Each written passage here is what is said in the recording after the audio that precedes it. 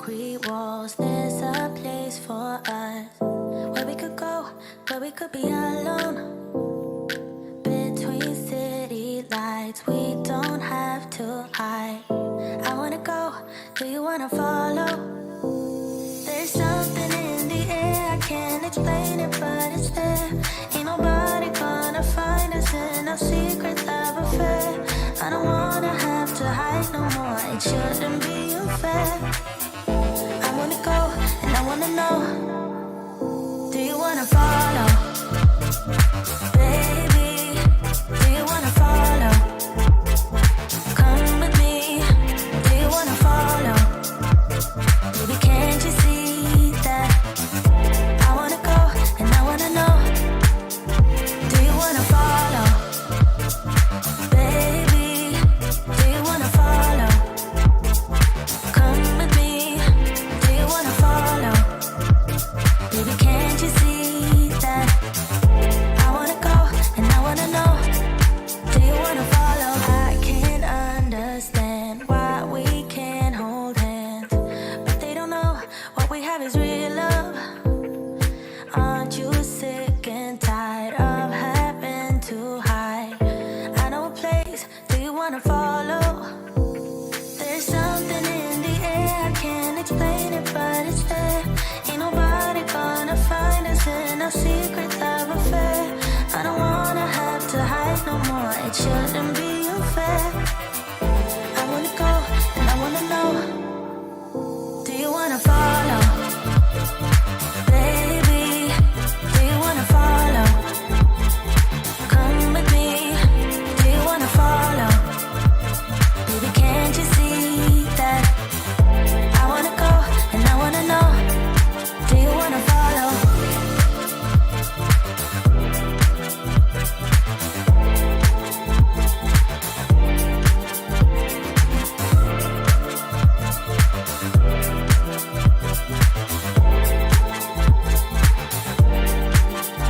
Do you wanna follow?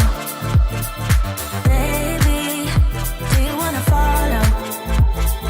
Come with me, do you wanna follow? Baby, can't you see that? I wanna go, and I wanna know, do you wanna follow?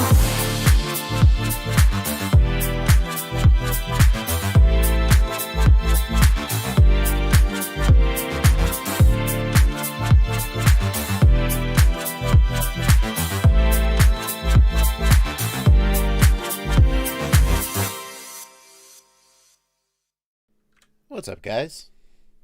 I thought I timed this out right, that it would end about the same time that the song ended, but I guess I didn't.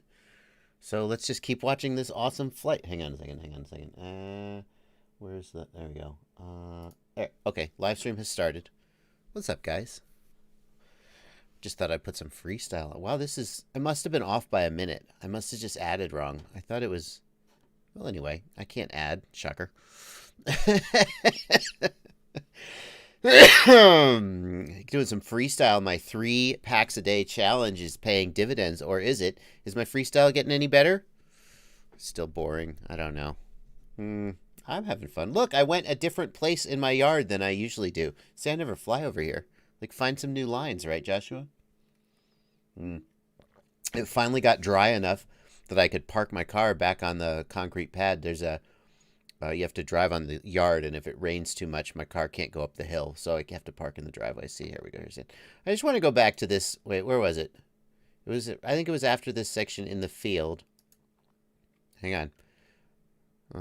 Watch. Hang on. Watch this. That was almost juicy. That was almost a juicy flick. Look at that. I'm watching this right now in post. I'm like, that was kind of juicy right there. That was, I think I'm starting to get better. Shocker, if you fly more often, you get better. Go figure. Oh, it's Sunday. It's Sunday afternoon. Am I lined up? Yeah, it's lined up. It's Sunday afternoon. It's 1 p.m., at least here. But in Europe, it's Tuesday.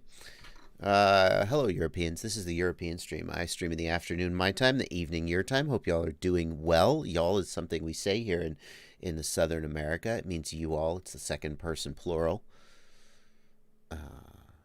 You probably knew that. 7 p.m. in Germany. 10 a.m. and Richard Romero is not in Europe if it's 10 a.m. I'll tell you what. It's 6 p.m. in the UK.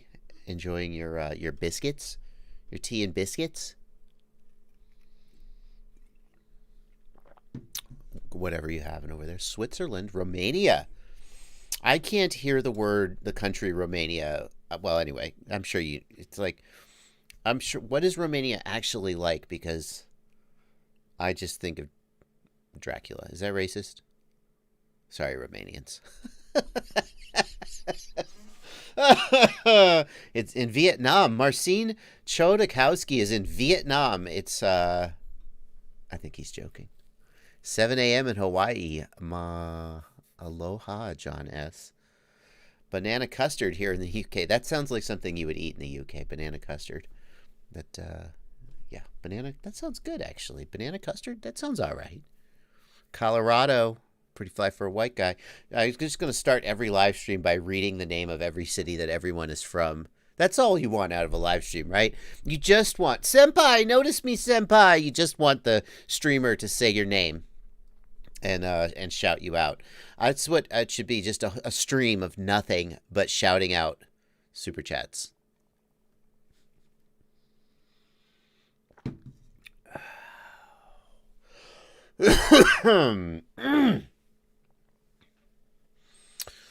Rolf Moreland, thank you for asking. Everybody I know is doing okay and staying safe, and I hope that's true for everybody out there as well.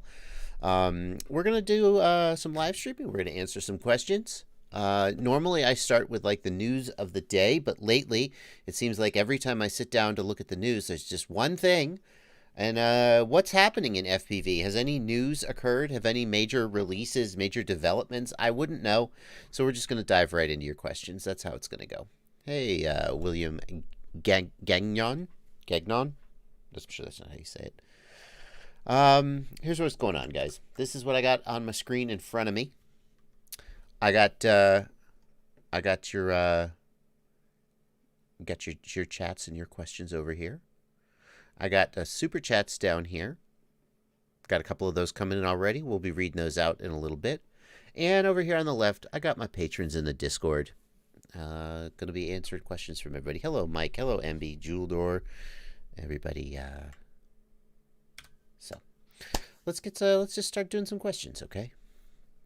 Any new updates from DJI on new firmware?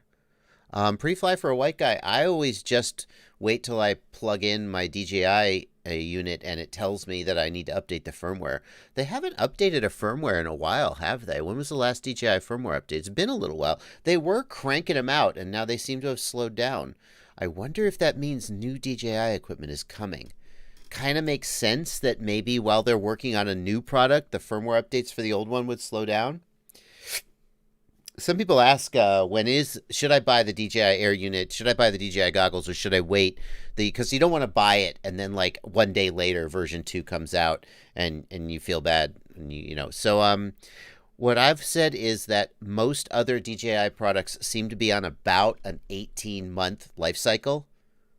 And so if you were to assume that the DJI goggles would be the same, then they would be due for a refresh around like February of 2021. So still a ways to go, but don't know. Haven't seen an update. Betaflight 4.2 is coming. That's true. Betaflight 4.2. Who released I know Mark Spatz, UAV Tech, released a video about Betaflight 4.2 new features.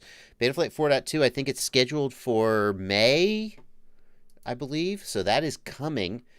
4.2 has a couple of interesting features. Most of the stuff in Betaflight 4.2 is under the hood. Little things that are going to make your quad fly better, but not so many like just mind-blowing game changers in Betaflight 4.2. Still, for a lot of people who maybe feel that Betaflight 4.1 made their quad harder to tune, hopefully Betaflight 4.2 will give a better out-of-the-box experience. Have I done any videos with the Insta360R? Asked Recovery FPV. Yeah. Where is it? It's behind me. So I've got the Insta361R. Let's put a picture of that up, shall we?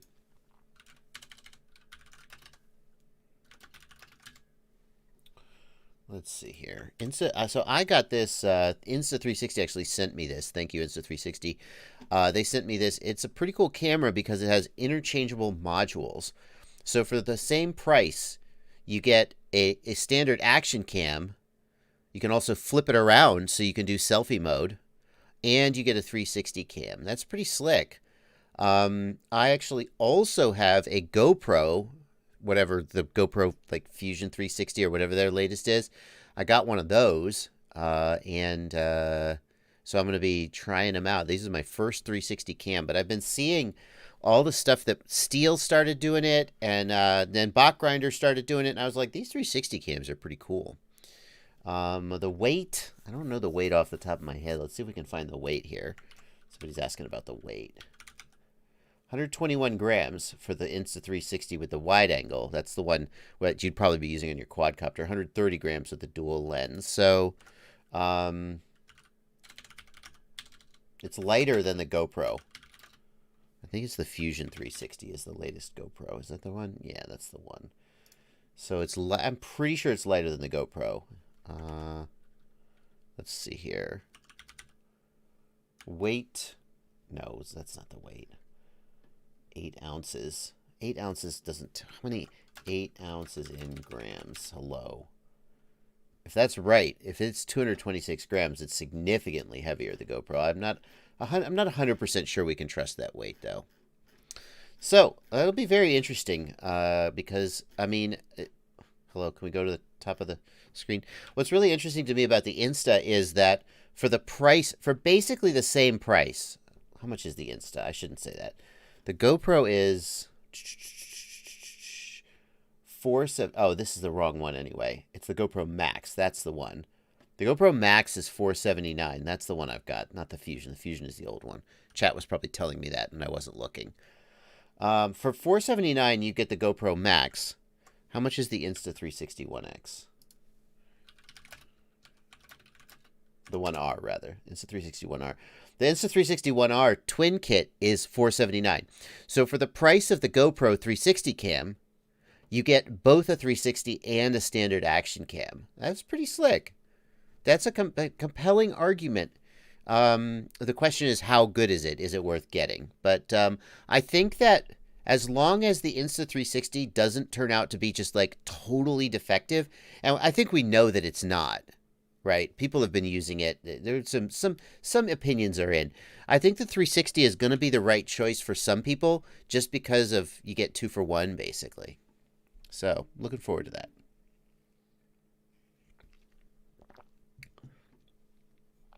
Thank you really fast for the encouraging words. It means a lot to hear people say that I helped them get in the air. Ronbo RC wants to know the best way to transfer PIDs rates profiles from 4.0 to 4.1. Ronbo, I suggest you don't transfer PIDs because a few things have changed between 4.0 and 4.1 that mean that the PIDs may not work exactly the same.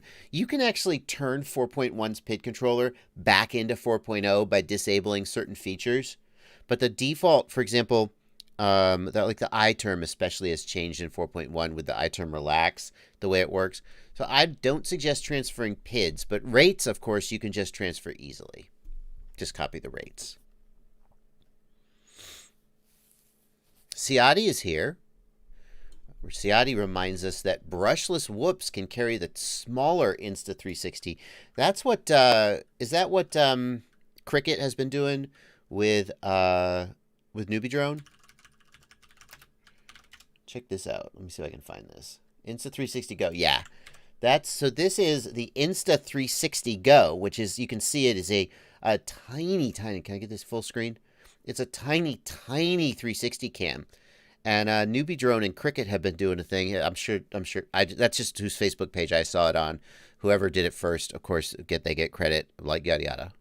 But this little guy, you put this 360 cam on a little Acroby and do some cool stuff with that. That's freaking cool. Hey, GTR ARG. Hey, GTR ARG.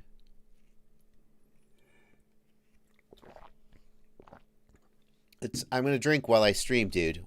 You want my mouth to get dry? You want my throat to get sore? You can hear me swallowing? Good. You can hear me swallowing. Live with it. Deal with it. Life goes on, dude. I mean, really, it's effing disgusting, you idiot. I mean, the least you could do is I mean, come on. Give me a break.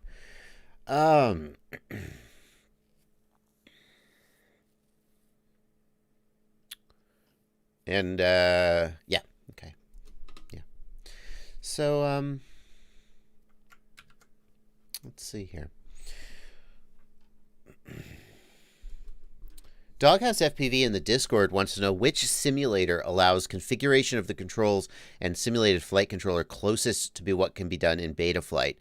I'm not so concerned with the accuracy of the physics, he says. Rather, I'm looking for the ability to set up switches on the controller the same way I'll be using when actually flying. I don't know about that. Like, the things you're asking about, like VBAC compensation, throttle limit, etc., a lot of simulators don't even implement those at all. So I'm not sure that you're going to be able to find a simulator that has the closest the simulators get, in my experience, is that you can set up the rates and you can set up the PIDs. Although adjusting PIDs inside a simulator doesn't really reflect how they work in real life in most cases. It's kind of just BS. So you could definitely set your rates up to be the same, but as far as trying to get your whole flight your whole controller working the same, I don't think any of them do that. That's just not what they want to do. So Doghouse then goes on to say, a quick Google search seems to indicate there are no HITL or even SITL capabilities available for beta flight. I don't know what those phrases are. What is SITL versus HI? Let's look that up. What is HITL? What is it? But what is it? Human in the loop? What is hardware in the loop? A simulation mode. Oh, no. Nobody actually I don't think. So the Doghouse, the simulators all run a virtual PID loop. They do. They run a virtual PID loop against physics simulations. Whether that PID loop is identical to the Betaflight PID loop, I think, is questionable, especially because the Betaflight PID loop is updated quite often, and I'm not sure that the simulators are rushing to keep up. The thing is, the simulated physics environment is so much simpler than the real physics environment. Things like unstable drag and airflow vortices, and I don't know, right? I'm not a physics guy. So a lot of times the physics models used in simulators have simplifications in them that mean that if you were to perfectly emulate the PID loop, it wouldn't work right anyway. The goal of the simulator is to produce an experience that is as close as possible to flying the real thing. But the right way to do that isn't necessarily to take the actual PID loop from the actual hardware and then emulate it inside the software. So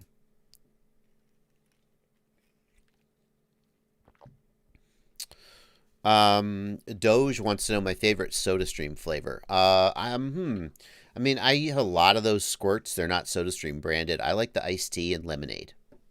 There you go.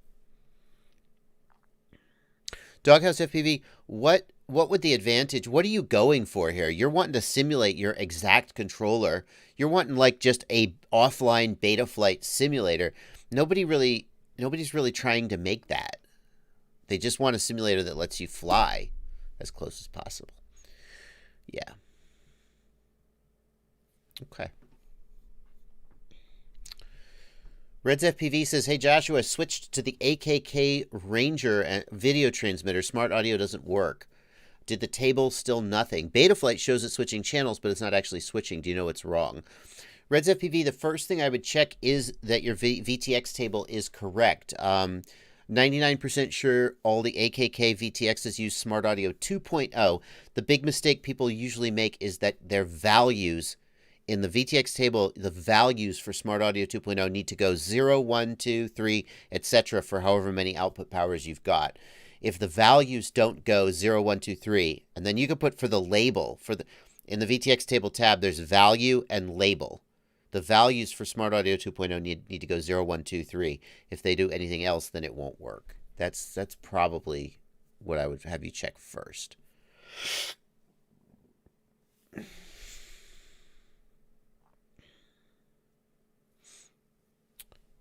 Let's see here.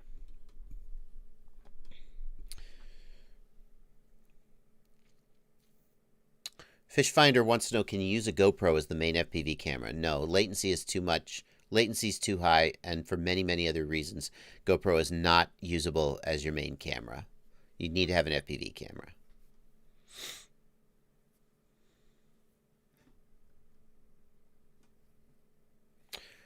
Doghouse, for testing custom changes in Betaflight code, all the devs just test using actual flight controllers and actual quadcopters.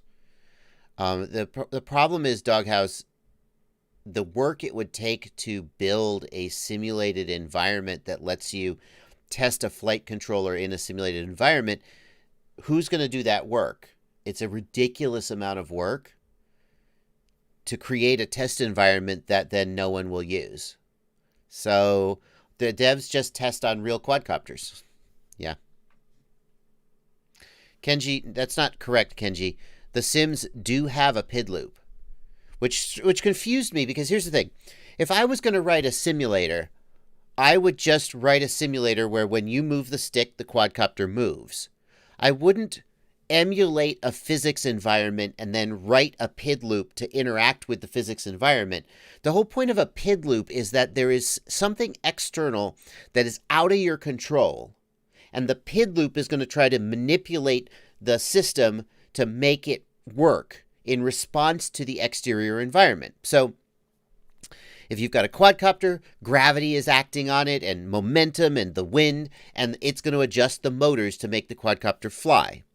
But in a simulator, there's no gravity unless you make there be gravity. There's no wind unless you make there be wind. There's no momentum or drag. You are in complete control of the physics model. So it always confused me that simulator designers first implement a physics model and then implement a PID loop. It's like, could God make a rock so heavy that God couldn't lift it? Well, first God had to invent gravity, and then God had to invent mass. So it feels like that's what the simulator designers are doing, and I'm sure there's a good reason they do it that way. But simulators do have PID loops, strangely.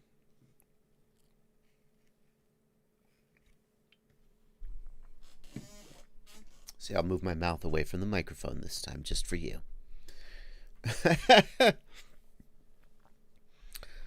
Delta Bravo Tech says, hardware in the loop is to test the electronics. So it wouldn't be that hard to create. I mean, I guess.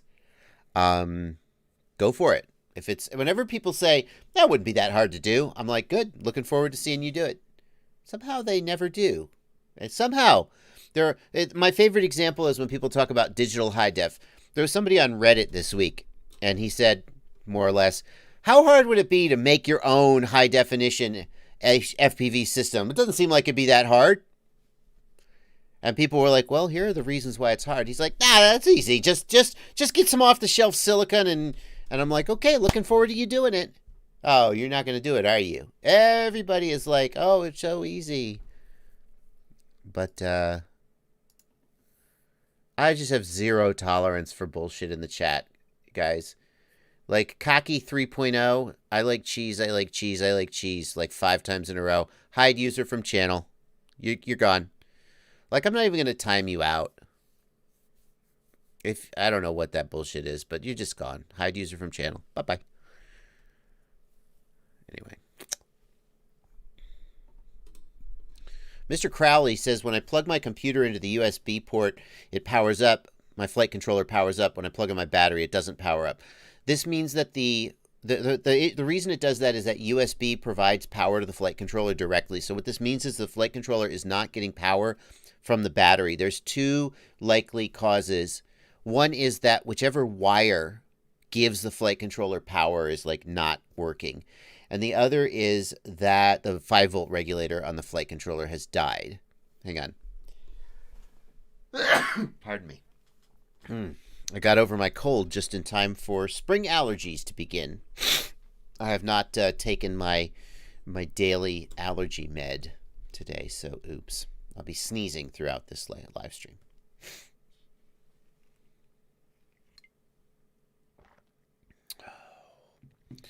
Where's that question about MultiGP?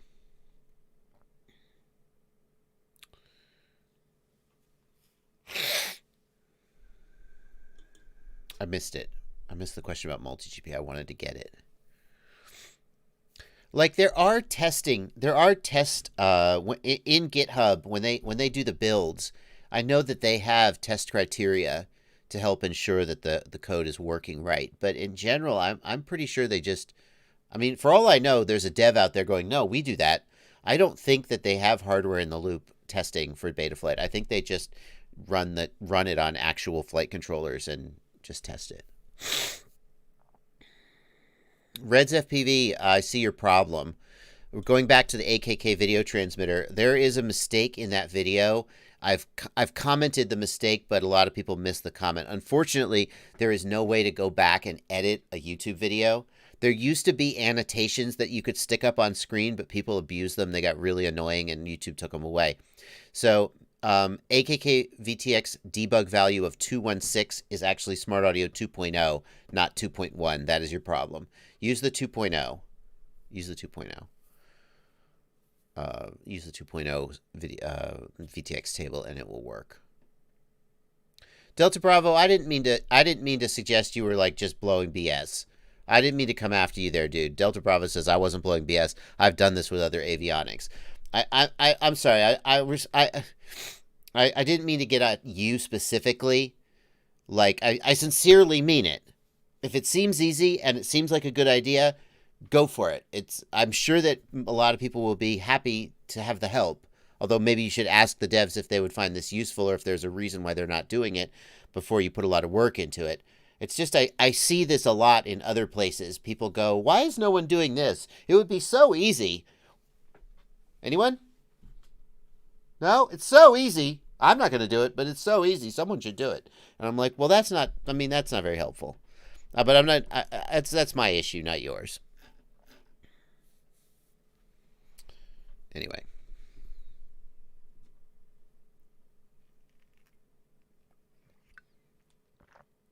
Orest Danilev wants to know which drone I should buy. Please tell me I don't know. It's confusing.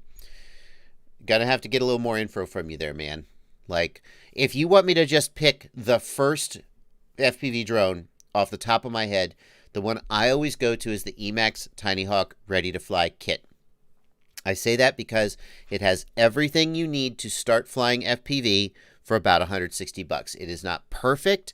There are things you could, like the controller, you're probably going to outgrow the controller pretty quick. It's not the best, but it will get you flying, and it costs about $160. And I just don't know of a cheaper, better way to sort of just get your very first drone. I'm answering your question right now, Orest. I'm answering your question right now. There it is. Gruff FPV wants to know, I'm starting in MultiGP. Where can I get information for joining a race? Gruff FPV, go to the MultiGP.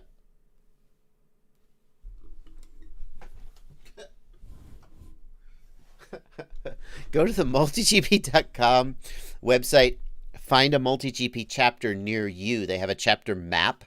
You can go to your city and look for a chapter and then contact the chapter organizer and then ask them when their next race is, and they will talk you through it.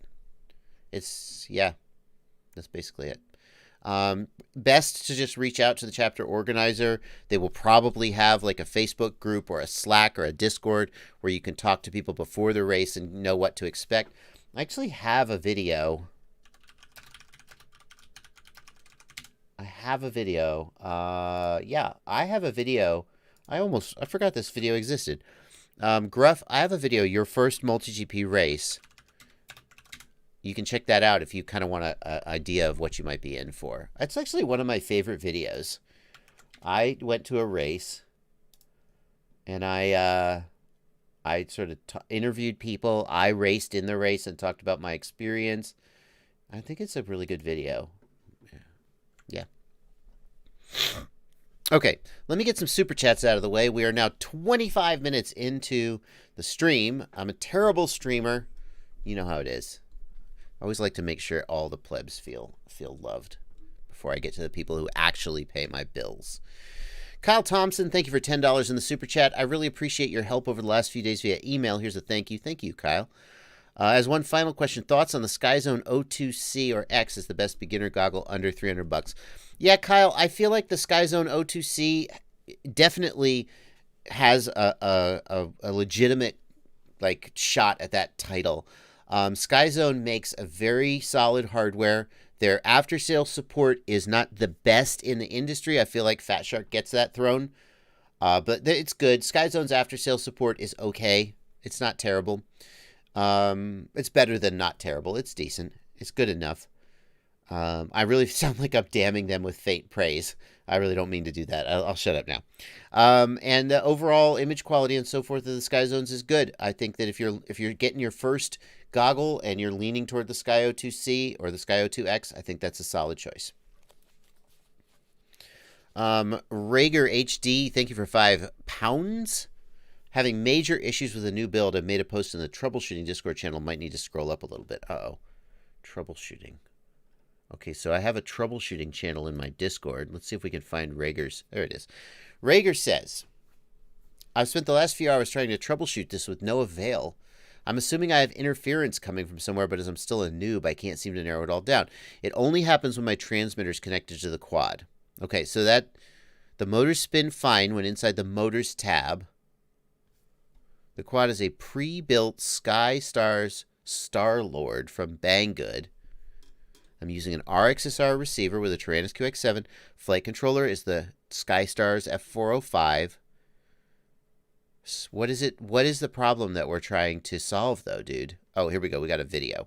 Let's look at this video from SkyStars. Can we full screen this? Let me click it. Let me click through. Okay, you got. Hang on. I got to give you guys the audio. Okay, now you have the audio, right? Yeah. Okay, so what is happening? Let's see.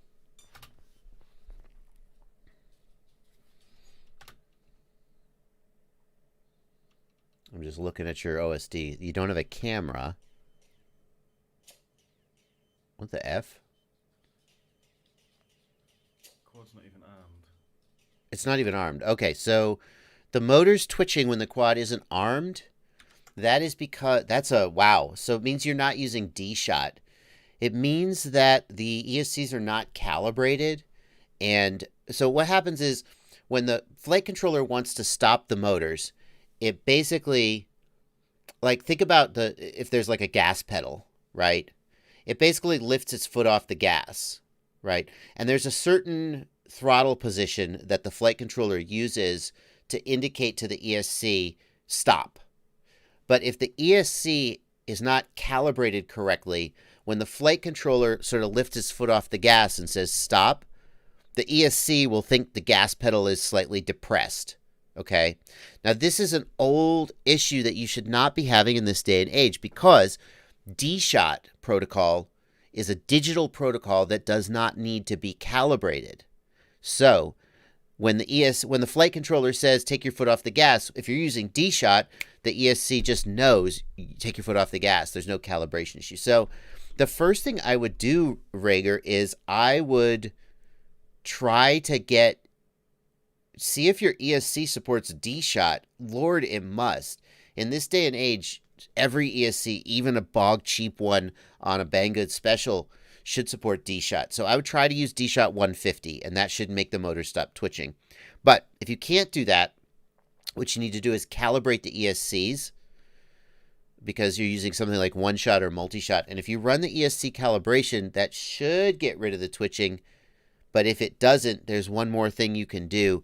And if you need to know that, if you get to that point, then reach out to me again, DM me, and I'll help you. But please try to use D-Shot. And if you tell me you're using D-Shot and this twitching is still happening, that's even weirder. That's even a bigger problem. When you're disarmed, the motors should not move. And if you're using D-Shot, it really should not move.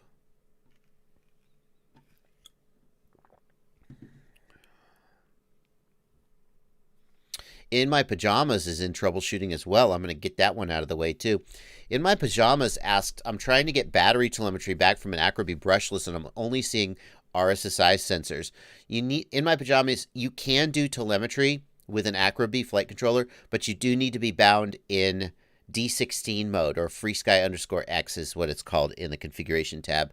I think if you're doing D8 mode, then, and I think that's what it's set to by default, then you're not going to get telemetry.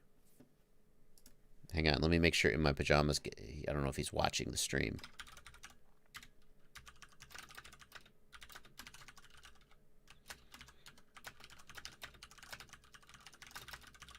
Okay. Catching up with the chats here. So that we got Rager. What do you think about the Jumper Pro? Asked Peter Pan. Jumper Pro is my daily driver. It's a great radio. I like it. You can watch my video. Jumper Pro, Jumper T16 daily driver would be what you'd search for. You should find my video about why it's great. I think it's a good radio.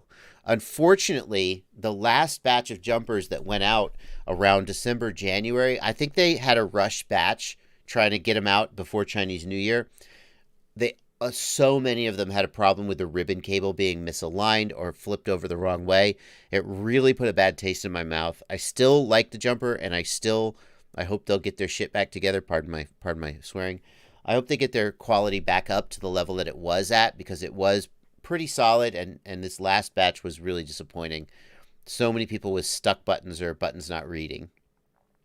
Azteca Maze wants to know, what about Radio Master? The thing is, Radio Master has a great product on paper, but we have to see how they execute. If the first, pardon me, sorry about that.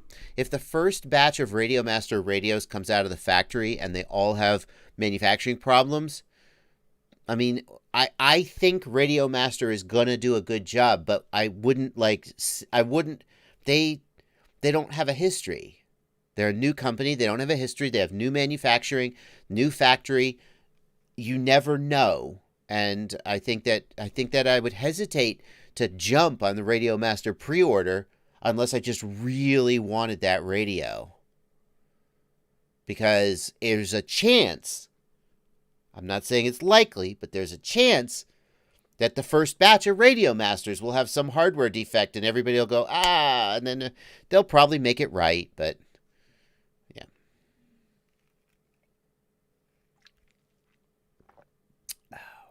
Ruhan Doshi wants the code to the Discord.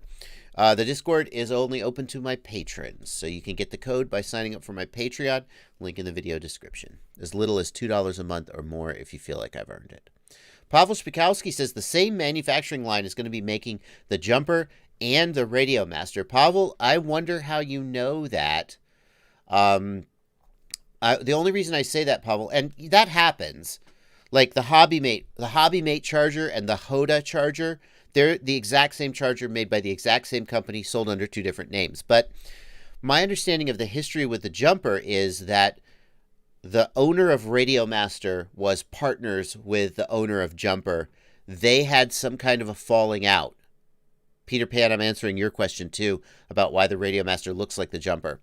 These two guys formed Jumper together. They had some kind of a falling out, and the owner of Radio Master split off from Jumper.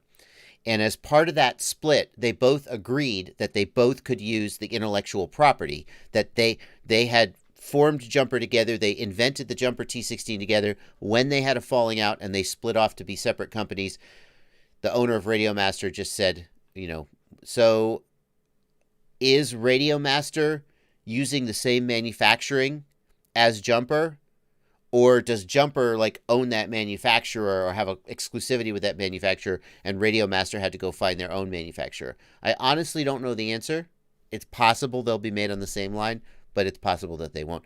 Given that they had a falling out and are now two separate companies, maybe the owner of Jumper went, I don't know, I'm just this, I'm imagining. The owner of Jumper goes to the factory and says, don't you make any radios for that son of a... I don't like that guy. I don't know. Remains to be seen. Spyren,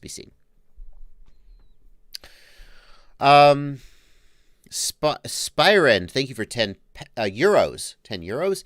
Got a problem with my DJI system. Sometimes I can't arm it even if I'm in an open field. Do you know what might be wrong? Spyrend, I'm very sorry to say that one of the OSD elements that DJI left out is the warning OSD element. And the warning OSD element tells you why the quadcopter won't arm. And without that element, it's very difficult in the field to figure out why it won't arm.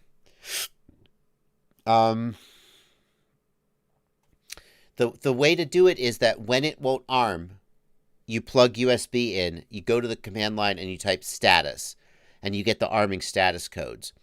But that can be tricky, like if you don't have a laptop with you at the field. Normally, you just get that in the OSD. Unfortunately, you can't. So, Spyrend, I don't know what's wrong. You need to catch it when it happens, and at that moment when it refuses to arm, you plug in the USB cable, plug it into a laptop, go to Betaflight, and type status in the CLI, and it will tell you the arming status codes.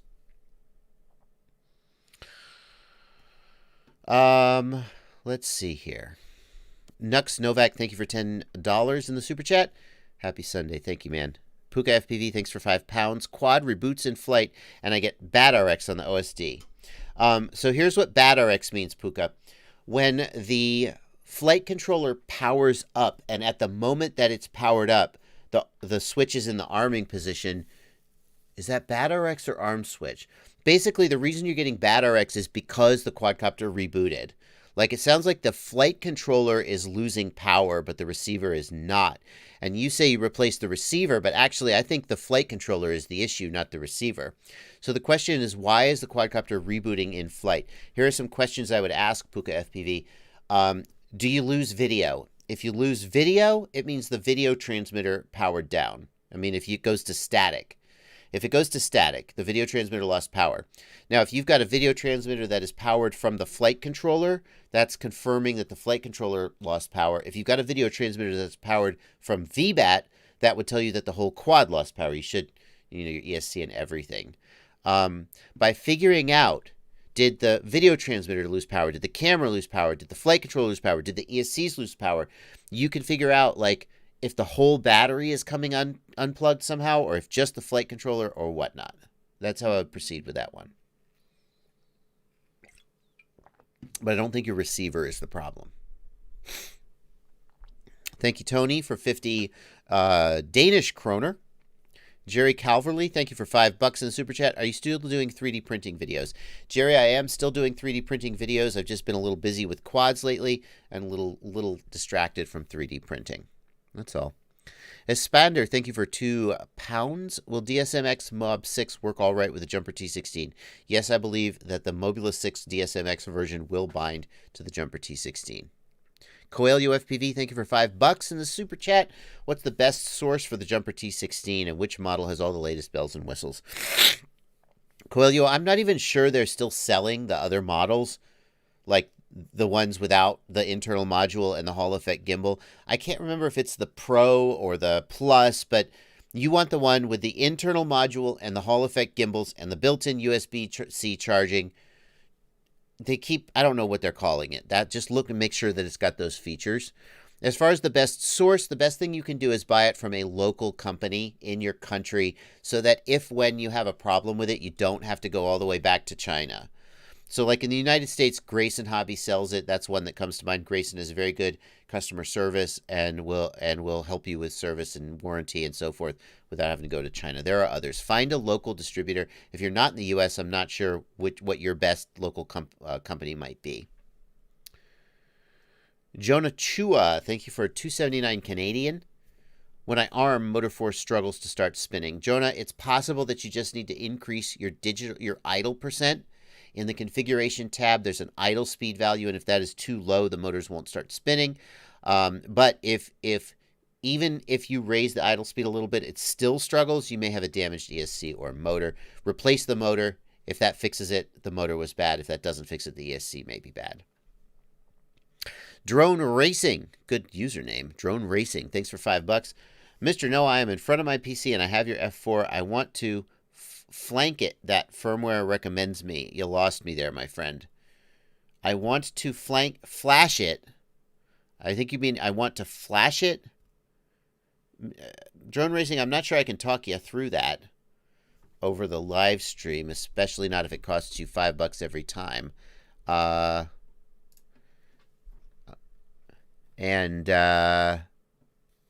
if you DM me, I'll definitely help you.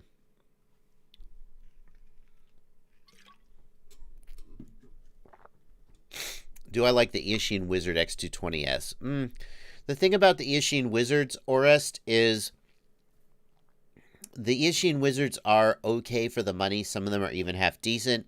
But, like, I would much rather have, like, an iFlight Sedora SL5E for $200. I think that's just a much better quad all around. And the Wizard X220, the base Wizard X220 is just, I mean, it's inexpensive, and that's about all it's got going for it. Like this, look at this quad. iFlight Sedora SL5E. It's $200 for, it's got an iFlight stack, iFlight Zing E motors. It's a really, really solid. Like, how could you do better for $200? I mean, I almost think you can't do better for $200. So I would do that.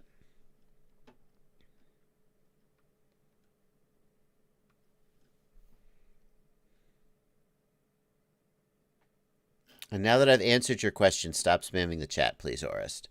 We got you, dude. Now you can stop.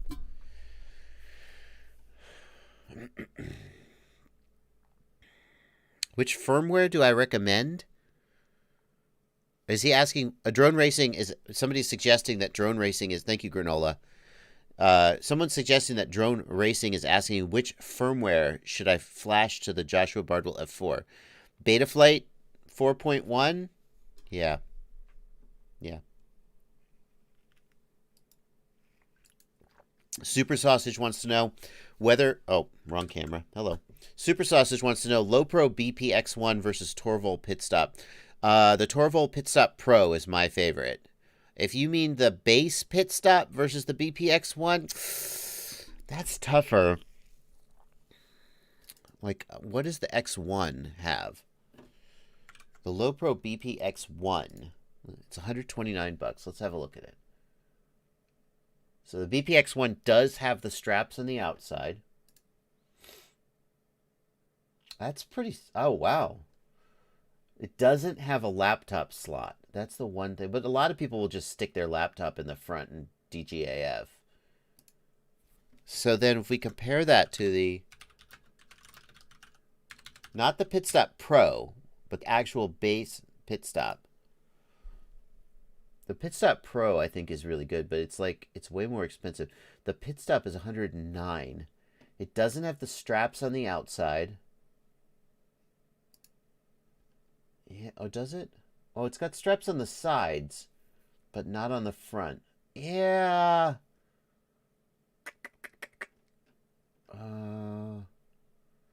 That's tough. I feel like the Quad Guard is the better value. It's, I mean, I like the layout of the Pit Stop better. I like that with the Pit Stop, you lay it flat and it folds out and you can get at everything. I talk in my review of the Torvol about how I don't like... Oh, this one doesn't have the flap. I see. Interesting. The BPX1 doesn't have the flap with the room for the quad. Very interesting. I think between these two, I would lean toward the BPX1. I think it's the BPX1. Yeah. The problem with the Torvol... Here's the problem with the Torvol. I'm thinking this through live on chat. The Torvol doesn't have enough room to put your quad on the inside. Not very easily. It can be done, but you have to really work at it.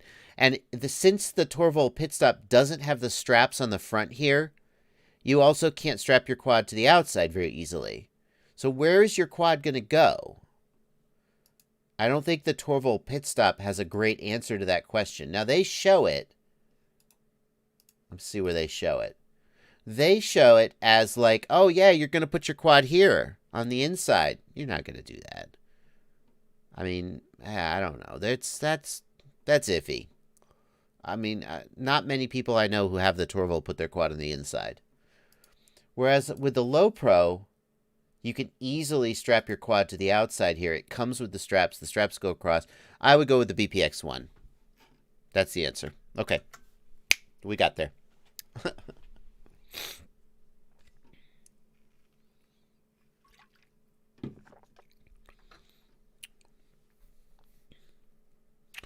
Peter Van Limputen wants to know, is there a way to reduce the impact of wind on Cinewhoops?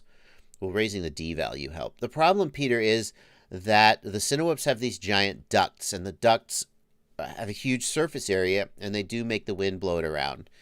In theory, the D term, so the I term will stiffen up the quad and make it more resistant to external influence. So if I had a Cinewhoop that I wanted to have be super wind resistant, I would probably raise the I term to make it super stiff. But for turbulent wind, only the D term can respond fast enough. I'm not sure if just cranking your D gain through the roof is going to actually produce great results, but that's where I would go. I would go for a quad with high I for stiffness overall and higher D to let it respond better to turbulence. In general, though, a Cinewhoop is going to be worse in the wind than a quad with less surface area. That's just going to be a fact. Ramathorn 937 wants to know what charger to get for a QX7 with a battery. Depends on what kind of battery type, man. If it's a nickel battery, then you'll need to get like a NiCad charger. The QX7 doesn't come with internal charging, so you would need to open it up and take the battery out to charge it.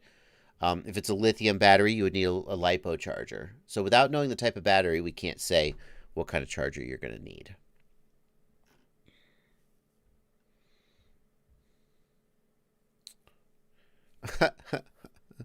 Pete James says, I bought a new HDO2 Fat Shark using a Runcam Swift camera, but what I see through the goggles is real bad. Is it the camera or the goggles? Well, what's real bad mean? Because if you're expecting high definition video, if this is like your first quad, then that may just be how bad it looks. I'd love to see a photo of what real bad is, or DVR, so I could get a better idea of what your complaint is. Granola says the QX7 does do charging without removing the battery. Granola, I think that's an upgraded. I think that's an upgrade. The original QX7 did not have internal charging, and there was an external charger mod that people did. I think they added internal charging like to the newer QX7s, but I don't think it does it by default.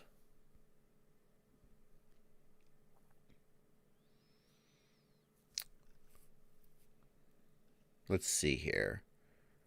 Let's see. This is what he wants. Granola says this is what you want to charge it.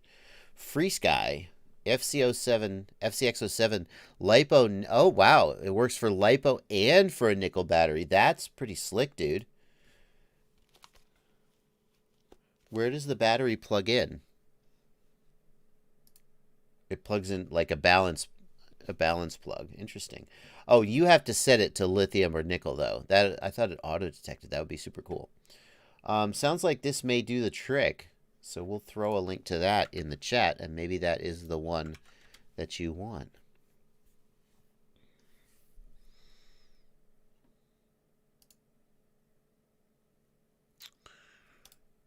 Eirik is pointing out that Torval sell the quad straps. That's true, but I don't think the Torval pit stop has the loops that you need. So I don't think you can use those straps even if you wanted to. Let's have a look. Yeah. Here's the problem, Eric, or Eirik, have you say your name. There's no loops here. See? There need to be loops sewn in here, and they don't sew them in.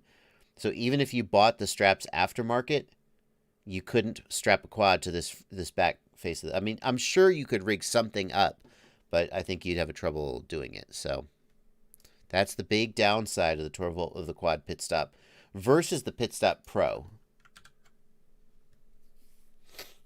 I'm actually excited to learn that they sell those straps, though, because I actually could use a few. I actually want spare straps. So it's good that they've done that. Yeah, I need a few, so I'm going to pick those up.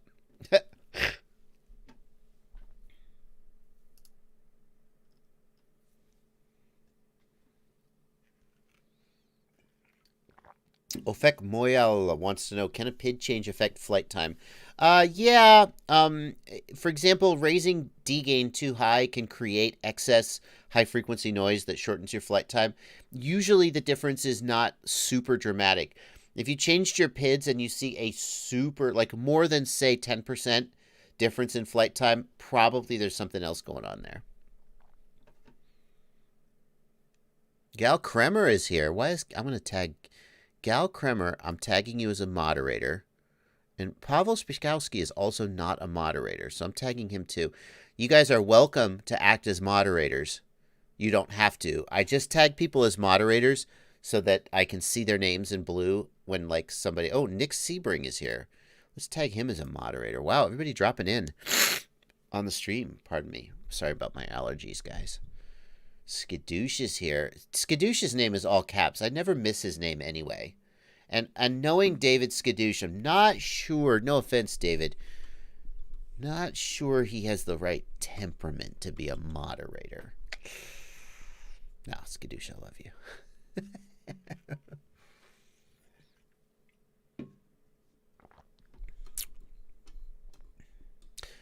I am Jacob Schultz is telling me that these straps are made to go on the standard pit stop. How do they, but that's only, but Jacob, they strap on, but okay. What good is that? I'm sorry. Maybe I'm missing something, dude. That's cool. Don't get me wrong. But, so you have one strap up top. Okay. I can now strap like one, maybe two quads if I stack them. What about all this space down here? That's completely wasted. That's cool. I appreciate you pointing that out. I didn't realize that. To me, that doesn't salvage the bag. To me, I still probably would take the Low Pro over the standard pit stop. But I would take the Pit Stop Pro, which is my daily driver, over everything. I just want to be clear about that. That we are talking about the regular pit stop, not the Pit Stop Pro, which I love. Yeah. The only thing about the Pit Stop Pro that I wish was different is, I wish... Open a new tab. I wish they had a third freaking strap right here. Torval, make this happen. Torval, seriously. Because what happens is I put one quad down here, I put one quad up here, and then look, there I could get a third quad in here. I want a third strap, Torval. Give me a third strap. This is dumb.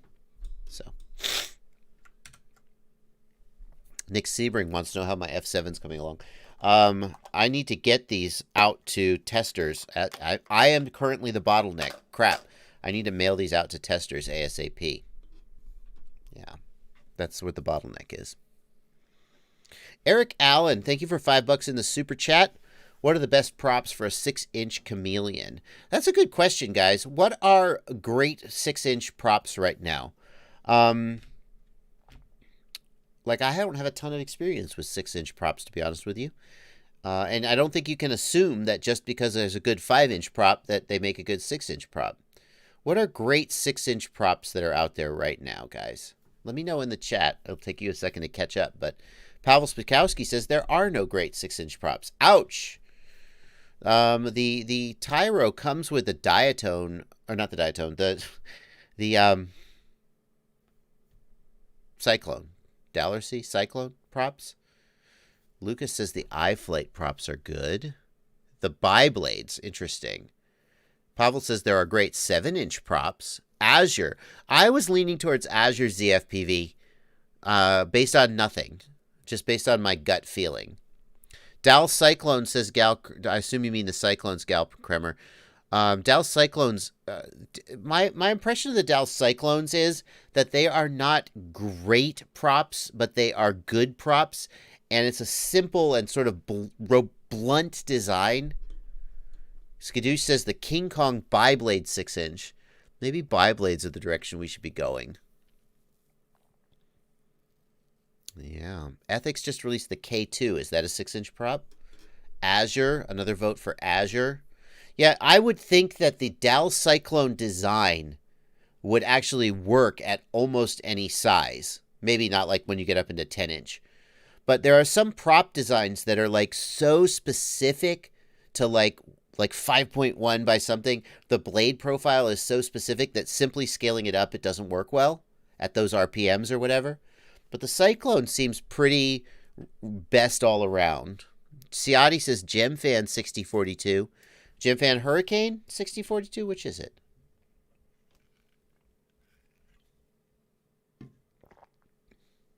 Cyclones are good for heavy build. I think that the other advantage of Cyclones is that Cyclones are going to be available just about anywhere.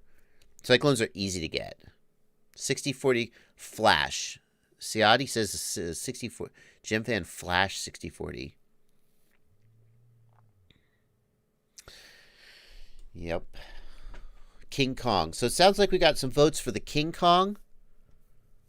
Dow Cyclone probably can't go wrong.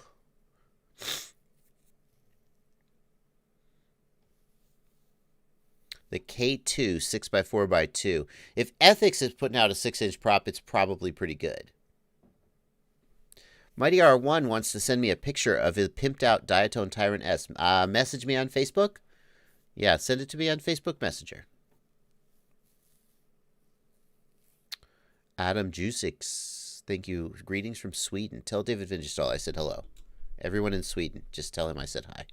I assume you just see him at the grocery store all the time. Yeah, see, this is where you end up. You can put them on the side, and many people do if you're running out of room on the back, but then you're getting stabbed by the props, unless it's a micro. A micro fits well on the side. I think the Torval, if they would just add a third strap to the back, I would be so happy with this thing. I'm already very happy with it. That's just the one thing I wish was different. MBFPV is saying in the Discord, the Ethics Bubblegum 6-inch K2. I mean, Steel don't put out no junk, you know. Ethics, if Steel puts out a prop, it's probably a good prop. He don't play around.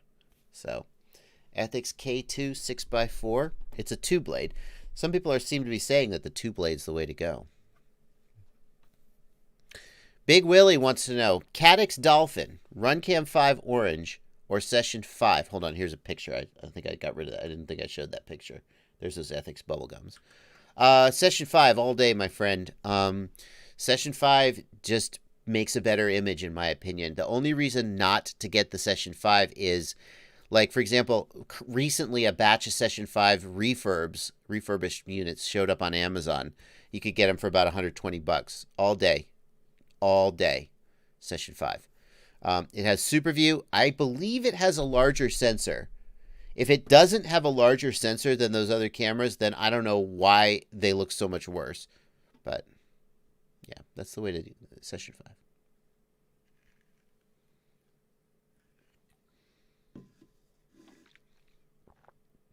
Santiago Vari. I'm thinking of selling racing drones for beginners who know nothing about the hobby. It would include goggles, the drone, and the controller, and sell for $120. Is this possible? Well, I mean, you've done your business research, right? And come up with, I mean, you need a business plan. And when you come up with a business plan, you will analyze your price, your inputs, and what you can sell it for. I don't think it's possible, personally. If you look at something like the Emax Tiny Hawk Ready to Fly kit, that is mass-produced in huge quantities. It includes everything you need to fly, and it's $160. For a company the size of Emax, the best they could do is $160. So for you to beat them by $40 and you're like just a dude, seems unlikely. I think that you're going to just kill yourself on labor. I don't even think you could source the parts for $120. Maybe you could. Maybe dealer cost on something like the Emax Tiny Hawk kit would be, I mean, if it sells for $160, then they probably pay $80-ish for it. Just you know, round numbers. So you're probably not going to get it at that price. I think you can't do it. Post it in the Discord. Just realized that my build series for building a quad is on a Tyro 119, and he ordered a Tyro 129. It'll be fine. People have told me that the 129 is identical to the 119. It's just basically got longer arms. And in fact, some people have told me that the 129 is a much better quadcopter than the 119. I picked the 119 because I wanted to do an iNav series. And I picked the 119 because I thought that for a beginner, throwing a beginner into a 7-inch wasn't the right decision. Like the Tyro 119, you could put 5-inch props on it and you could fly it kind of as a freestyle. So it gives the beginner the option to kind of do it all.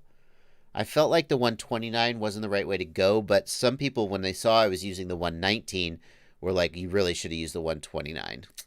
So, Puffy Pack FPV says, Master Air Screw has some amazing 6-inch props. Puffy Pack, the problem with Master Air Screw props is the materials they usually use, they shatter really easy. They're more airplane props than quad props, in my opinion. Blitz FPV wants to know if the T16 has good full-size gimbals. I think that the T16 gimbals are full-size and normal throw.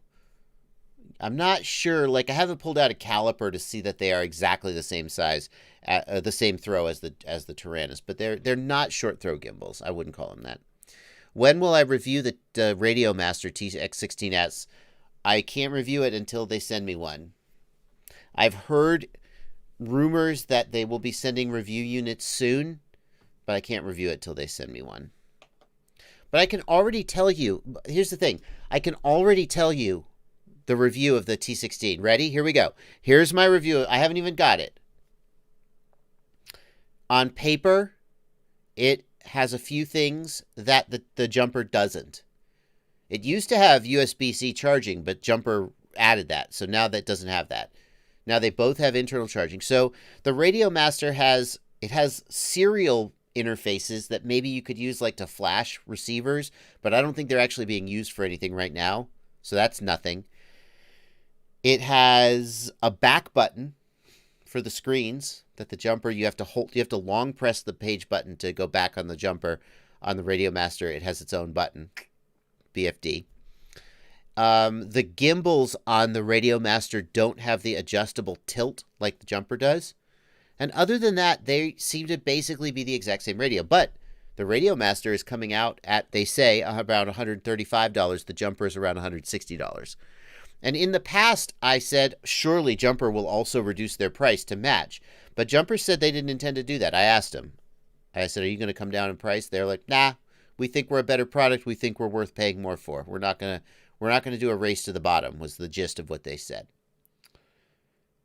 So, the Radio Master is essentially the same radio as the Jumper in almost every way. And the ways that they're different, a lot of people won't care about. But the Radio Master is $25 cheaper, so a lot of people are going to buy the Radio Master. The only unknown in this situation is which company is going to support you the best and which radio is going to have the best build quality. And no one can know that until the product has been on the market for 3 or 4 months. They're going to send me a review unit, and I'm going to look at it. And it's probably going to be fine, because if they're smart, they're going to look at it before they send it to reviewers. They're not just going to take it off the line and go, that's fine, send it. So the one I get is going to be perfect. But that doesn't mean that when they make 5,000 of them and sell them, that those are all going to be perfect. No one can know that. When you see a reviewer review a product and the product is brand new off the line, they're only reviewing one product. Maybe it's good. Maybe it's bad. You don't know. Sometimes you get a guy like Bruce Simpson or Kebab, and they really, really dig into the product, and they go, wait, this is garbage. And you could just look at it, and you could see there's solder splatter all over the place, or you could just see that nobody gave a crap when they built a product, and you could just go, probably you shouldn't buy this. But most of the time, some of them are great, a few of them are bad, and there's no way to know what that defect rate is going to be until they sell 1,000 of them and we start seeing how many people have problems. So, that's my review of the Radio Master. It is almost the same as the Jumper. It's about $25 cheaper. That's going to mean a lot of you buy it. But if you buy the first batch, you should buy it from a reputable vendor who you know will have your back. Because if you get a bad one, you don't want to have to be dealing with China trying to get a warranty replacement. That's my take. That's my hot take. Hot take! on the jumper TX16. Yeah, hot take. Hot takes are hot right now. So that's mine.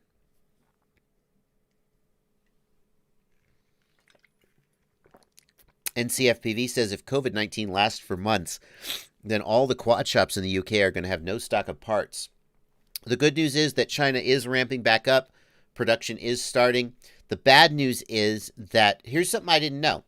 So a lot of cargo flies on commercial flights in the cargo hold.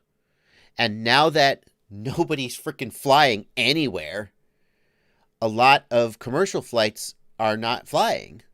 And so it's actually hard to get cargo in and out of China because the commercial flights have stopped so much.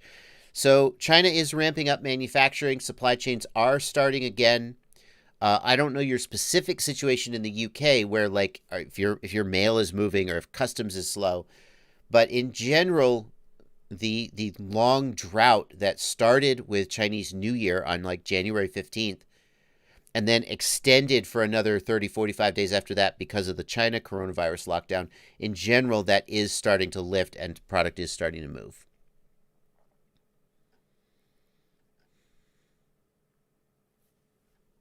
Let's see here. Radio Master doesn't have a removable antenna. Jumper does. That's interesting. That could be seen as a plus or a minus.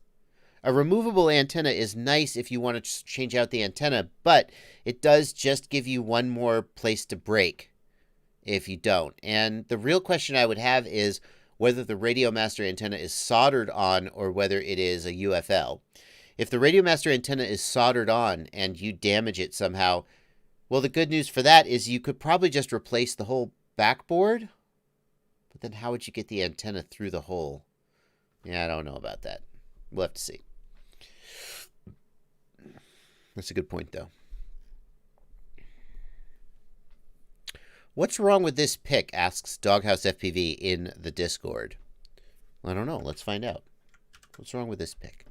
532 milliamp hours into a 300 milliamp hour pack. Well, what that probably means is that balancing took forever. So if the battery is super out of balance when you charge it, one cell will hit 4.2 volts and stay there. And then the other cell will just take forever to come back up. So probably what happened is this additional however many milliamp hours, because there's no way you put 532 milliamp hours into 300 milliamp hour pack. You're right. It would just be super overcharged and it would explode. So most likely it was super out of balance and took forever to balance. And that probably means that the internal resistance of one of the cells is really high. When the internal resistance of a battery cell is high, then as you charge it, instead of that energy sort of going into the cell, the energy turns into heat.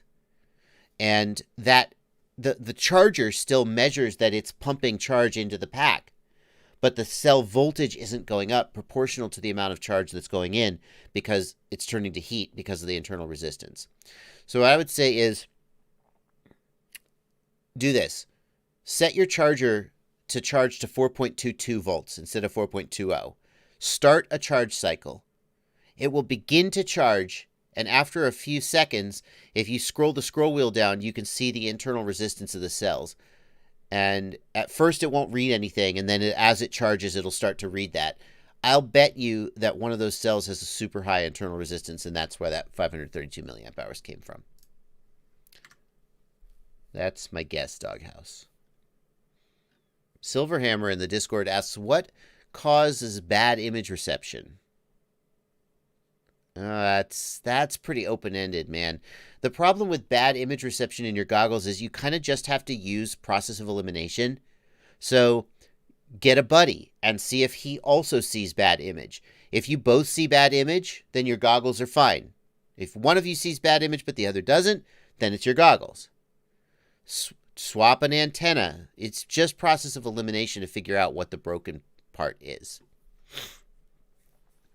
Just Jack Stuff, thank you for 100 Norwegian kroner in the super chat. What's your thoughts about this micro long range build by Dave C. FPV? Well, I mean, I'll have an opinion about it. I could have an opinion about almost anything. And since you left a super chat, I'm obligated to give my opinion.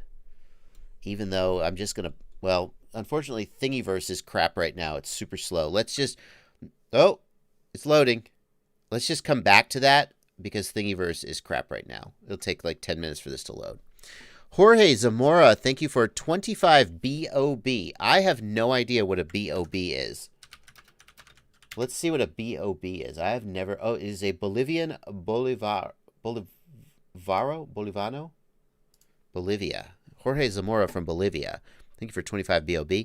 Would you recommend a 7-inch reverb, or should I get another 7-inch frame? Greetings from Bolivia. The reverb is a good frame. If you lean in towards it, I wouldn't steer you away. There are lots of good frames out there, but if you're leaning towards a reverb, sure. I wouldn't steer you away from it. Thank you for 10 pounds, Steady. Steady in the super chat asks, did you see my mod for the Futaba T16SZ yet? No, Steady. I wish you'd put a link, but maybe it wouldn't let you link in the super chat.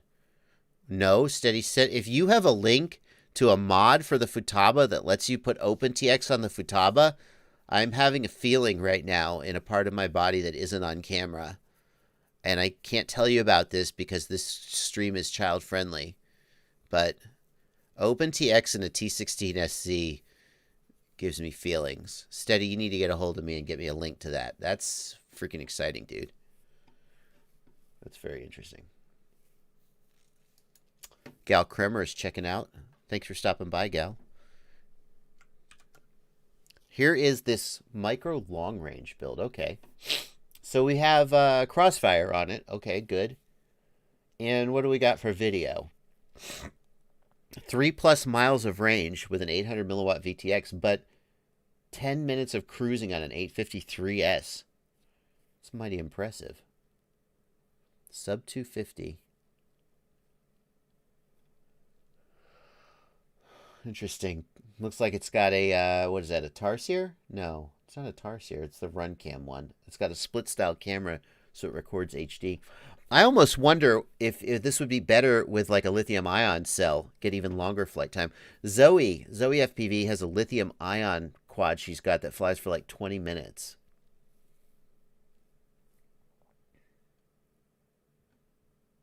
Let's look at the props. T4 by 2.5 props. 10 minutes of cruising. 1100 milliamp hour 3S. Yikes. Rush tank 800 milliwatt. That's fascinating. I mean, one of the things about these micro quads is people put Crossfire on them, and I'm like, how far are you really going to fly with that thing? But if you had a 10-minute flight time, that's pretty damn impressive. Pretty damn impressive. That's a great project. Let me paste that. Well, the super chat's already there, but let me paste that in the chat in case anybody wants to check it out. That's pretty freaking cool. Doghouse FPV says the internal resistance of the cells is 20 milliohms each. I mean, 20 milliohms feels about right for that battery, but the key thing is that they're both the same. I mean, that feels about right for a pack that small.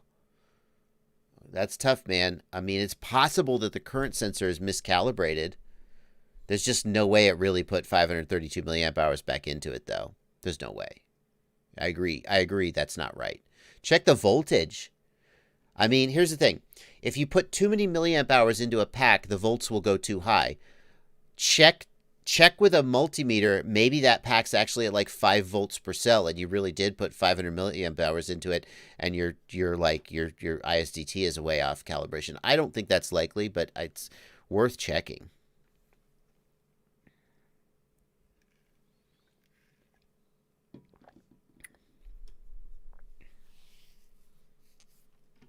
All right. Back to the plebs. I'm caught up on the super chats. Back to you plebs. Bye, Orest. Bye, Orest.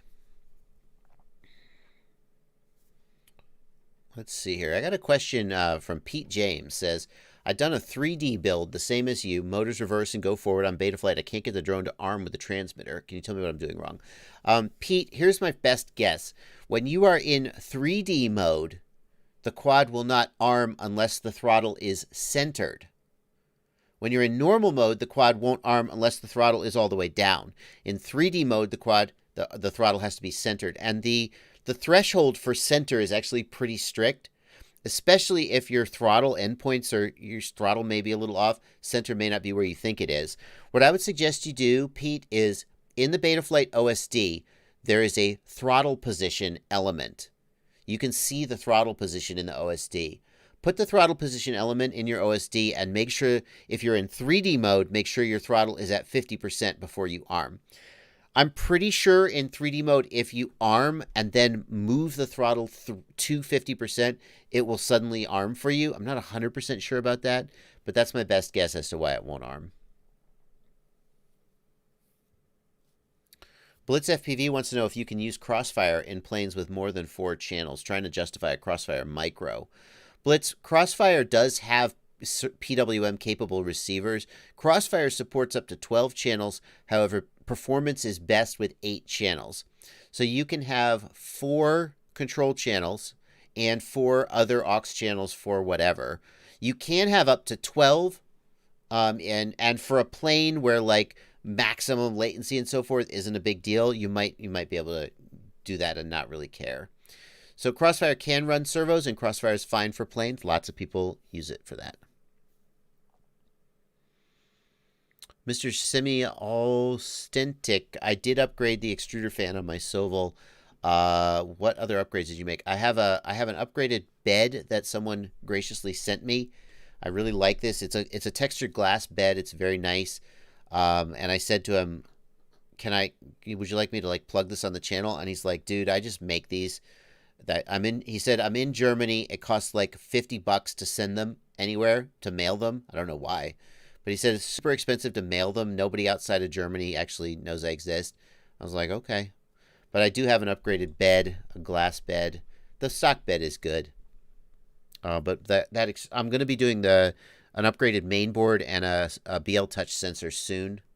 Maybe today, actually.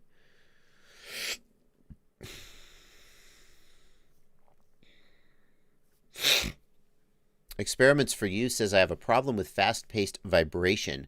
I checked my motors, props, camera, and flight controller, but nothing helps. This is a tuning issue. I would want to see video of the vibration, because the exact nature of the vibration would tell us whether it was PIDs or motors. That's what I would say.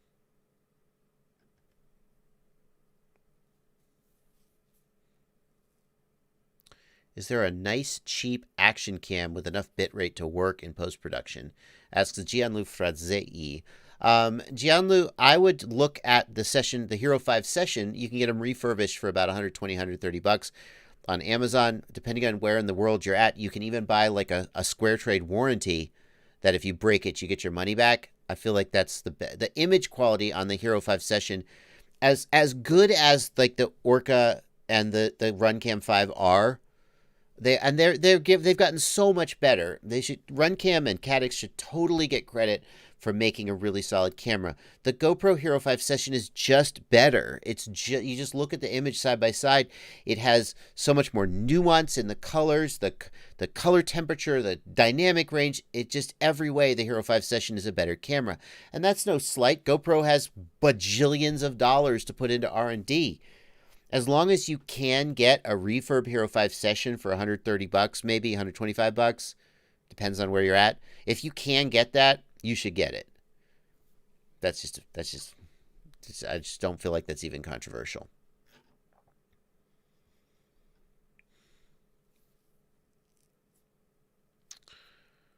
Experiments for You can't record DVR, so he doesn't have a video. I'm sorry, man. Without being able to see or hear the actual vibration, it's so hard to tell you whether what you've got is an off-balance motor or your P gain's too high. Like for example, an off-balance motor is going to sound like this, but P-term oscillation is going to sound like that. It's going to be so, you just have to take out your phone and record video with your phone and like do a flyby so I can at least hear the motors. Like that, even that would be useful.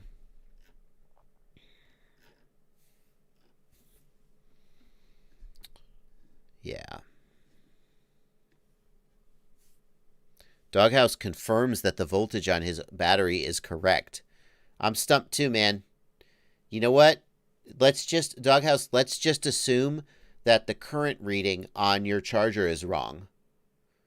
Do this, man. Do this. Discharge the battery from 4.2. From 4.2 down to like... That's tough. If the battery is discharged down to like 3.6-ish to maybe 3.8, you should get about 280, maybe 90% of your capacity. I tell you what, I got it. When I do battery testing, I do a 1C discharge down to 3.5 volts, and that is usually between 90 and 100% of the labeled capacity. So here's what I would do, Doghouse. Discharge that pack at 0.3 amps and discharge it to 3.5 volts. You should end up with about 300 milliamp hours out. If you do that and you get 500 milliamp hours out, that confirms that the current sensor on your charger is wrong. Kim K says, chuck that battery out of the window. Kim, I'm usually the first one to throw out a battery that is suspicious, but the internal resistance on the battery is fine. The voltage on the battery is fine. It's holding volts overnight. The battery is not giving any signs that it's unhealthy. I think the charger is more likely to be screwy here. I mean, I'm not going to blame a battery for something that it isn't doing. William Hawk, thank you for $5 in the super chat. What's the first step to removing mid-throttle oscillations on a 5-inch quad? William, the very first thing I do is I go into BL Heli Suite and I change the PWM frequency to 48K. And if that doesn't fix the mid oscillations, then I work down from 48 to 24. And I work down in steps. You could go in as granular a step as you have time. I think about 4 kilohertz is a good thing to do. Pardon me. So, for example, you go from 48 to 44 to 40, etc. Find the PWM frequency that minimizes the mid-throttle oscillations. A lot of times that completely fixes it. Frederic Dutre, thank you for 20 euros. Got started with your $120 build in a T16. Thanks and keep up the good work. Thank you, Frederic. I hope that build treats you right, and I hope you learn a lot as you're building it. Motorsport APS, thank you for 20 pounds. It's Nick from the Discord server. Thanks for your help with Crossfire recently. Turned out to be a faulty transmitter. Well, that sucks. I always try to solve problems without just saying, hey, your hardware's bad. Because it would be so easy to respond to every problem by just saying, buy a new flight controller, buy a new motor. And that can't be the right answer all the times. But sometimes that is the problem, and it turns out that you had a bad Micro TX. Hopefully TBS took care of you, or the vendor took care of you under warranty. Can I switch between PID profiles in the in-flight adjustments? No, you cannot, Nick. PID profiles can only be changed while the quadcopter is disarmed, and the reason is that there are certain things that have to happen that if they happened in flight, the quadcopter wouldn't be able to fly. So Betaflight does not let you change PID profiles while you're armed. You can change PID profiles in the OSD, and you can change PID profiles via stick commands. But you can't, I don't even remember the stick command off the top of my head, but you cannot change PID profiles via in-flight adjustments. You can change rate profiles. Jeremy Seahorn, thank you for $2 in the super chat. Can I still use a high internal resistance battery for DJI goggles? Yes, Jeremy. For low discharge, internal resistance doesn't matter. Internal resistance only matters as your discharge rate goes up. So if you have an old flight pack that has too high of an internal resistance, too much battery sag, as long as it still holds voltage and isn't super puffy or anything, then I would still use it for DJI goggles. It's fine for that.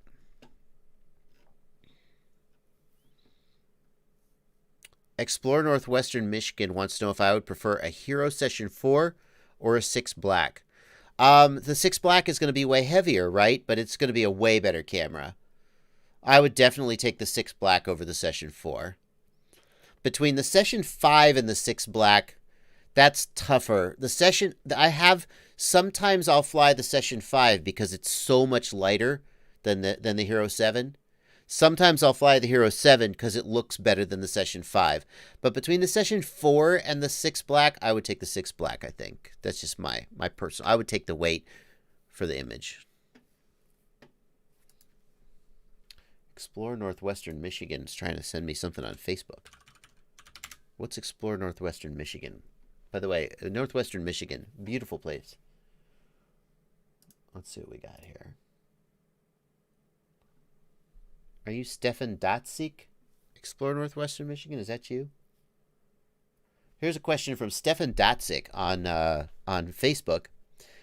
My 1 and 4 motor aren't spinning and I have errors in beta flight. I changed the flight controller and the ESCs and I changed the motors. Nothing changed. What should I do?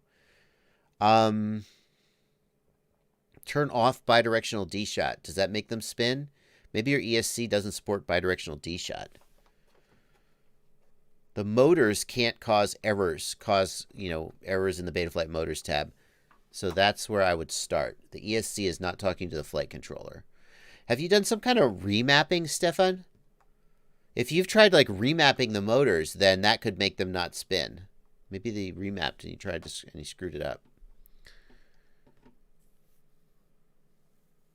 Peregrine Flo wants to know if the TBS Crossfire TX Lite is worth the money. Peregrine Flo, let me start by saying Crossfire is totally worth the money. Crossfire is fantastic range, fantastic latency, and great just ease of use and usability, livability. Crossfire is fantastic and well worth the money. You can use a 2.4 gig system. They're good too, but Crossfire is better. If you can afford it, you should totally get it. But personally, I think the micro Crossfire module is the smart choice for almost everybody because the micro Crossfire module goes up to 250 milliwatts and that gives you more range than basically most of our FPV video can do. You're going to outrun your video on Crossfire 250 milliwatts before you outrun your range. And so why do you need the additional 1 watt, 2 watts of output power that the Crossfire that the Crossfire Lite has? Well, here's the answer to that question. If you're truly doing long range stuff, then you need the Crossfire Lite. You need as much output power as you can get. And the other thing is, if you want to get that 150 hertz low latency mode as far as possible, the Crossfire Micro is going to drop down to 50 hertz and your latency is going to go up, when the Crossfire Lite at 2 watts is going to keep up at the higher frequency, the higher update rate for longer. So the Crossfire Lite is not bad, but most people are going to save money and get great performance on their micro module, and that's the one that I personally go for.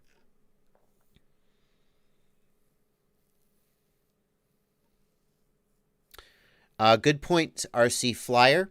If you don't have a radio with a JR module bay, then the Crossfire Lite is going to be more your speed. And specifically, if you're using a Futaba or a Spectrum radio, they are designed to work with the Lite module, and you won't want to get the micro. That's a good point. Thank you for pointing that out, RC Flyer. Hang on one second.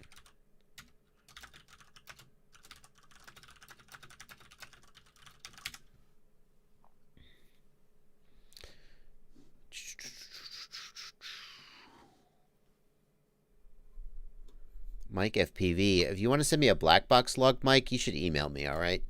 Yeah, email is better because it stays in my inbox until I take care of it. Wit wants to know, how can I add range to my XJT module on my Tyrannus 690 Plus SE? There's not a lot you can do, Wit. I mean, make sure you could put a directional antenna on it if you want to. Directional antenna is going to get you more range in one direction, but less range all around you. So depending on where you intend to fly, putting a directional antenna on it might help you with range. Wit, some people will buy a 2.4 gigahertz signal booster. It's just an amplifier. This is not legal to do in the United States, but people do it. I'm not advising that you do it. But people will get like a 2-watt amplifier and put it on their Tyrannus. That will increase your range. That may be the most effective thing to do, but it is illegal. So,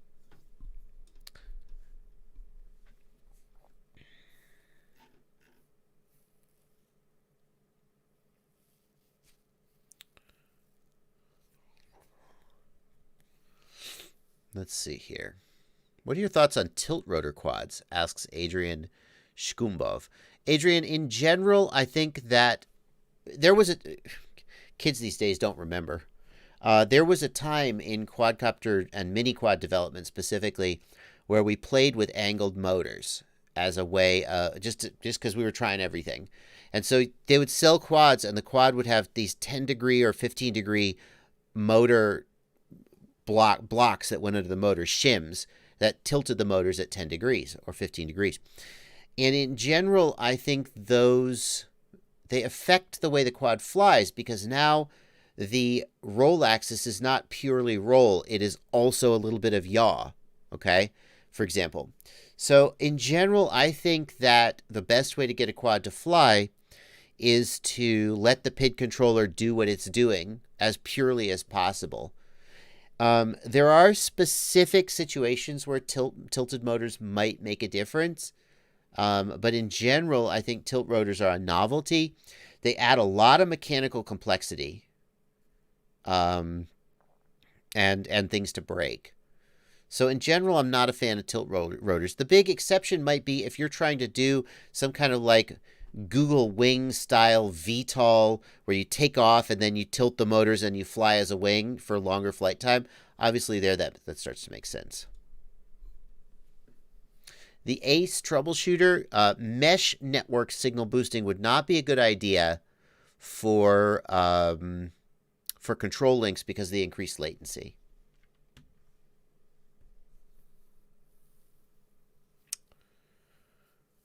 Xenakis FPV wants to make a fan from a standard FPV motor and parts. I mean, you'll need a motor, you'll need an ESC, and you'll need a signal generator. If you get a servo tester, you can generate a signal that'll drive the ESC.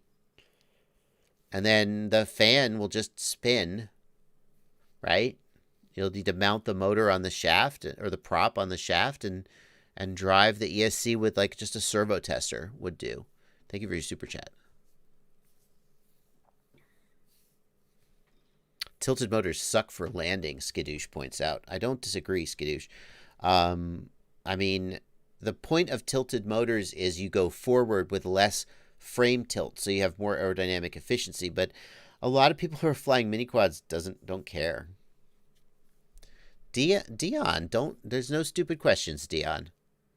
There's no stupid questions, dude. That's not what we're about here. All questions are, somebody wants to know the answer.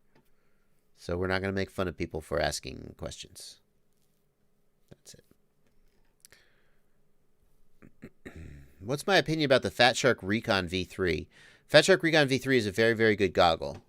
Fat Shark doesn't make no stingers. Except maybe the Attitude V5 with 1610 screens. I don't know why they did that. Actually, I do know why, but I don't like it. Fat Shark Recon V3. They did that because that's the OLED screens they could source cheaply, and that's just the resolution, the aspect ratio they ended up with. So here's the thing. Fat Shark Recon V3, $100. Compare this to the Eachine EV800D, which is also about $100. And both of these guys are held up as starter goggles. The Fat Shark doesn't have diversity, and it doesn't have a DVR compared to the Eachine. The Eachine may not have a DVR, but it does have diversity. Fat Shark's going to have better build quality, and I think a little better image quality. Maybe better fit to your face, depending on your face. Eachine is going to be a little bit less. It's got a little bit more specs on paper, but not quite as well built. And of course, Fat Shark's support is legendary. So I think that either the Recon V3 or the EV800D, either of them could be a great first goggle, depending on what you're looking for. Oh, you guys couldn't see any of that. There you go. Fat Shark Recon V3. There it is. How about custom antennas for 2.4 and 5 gigahertz? The problem is that when you build... So first of all, building antennas for FPV, you're going to want to look at some of the work done by guys like Alex Grieve. We typically work with circular polarized antennas as opposed to linear. They can be a little bit more complicated to build. I am Jacob Schultz says Fat Shark Recon 3 does have DVR. Oh, that actually gives them a real edge up. How did I miss that? It does have DVR. My bad. My mistake. Am I thinking of the Scout? No. They must have added it in the V3. That's my mistake. I'll get that. So we'll get that corrected. The problem is Ace Troubleshooter, when you build a directional antenna, then you have, it's directional. So a lot of times for FPV, we want omni antennas. But yeah, custom antennas could be good. There we go. Wrong screen. Recon V2 had DVR as well. Well, what am I? I'm just out of the loop, dude. I appreciate you guys straightening me out on that. Any news on the Bite Frost system? Remains to be seen, dude. Fat Shark promises they got something. Fat Shark posted on RC groups recently to say that they had something coming that would fit into an existing goggle shell and still allow you to keep your analog module. So that's interesting. Yeah. That is interesting. Hero Psycho is pointing out that the EV800D also has DVR. What is the goggle that I'm thinking of that I've seen people do the mod on? Where they put I thought it was the 800D, but I guess I'm wrong. The 800 that they're putting the HM DVR on it. Looks like the 800D and the Recon both have DVR. There you go.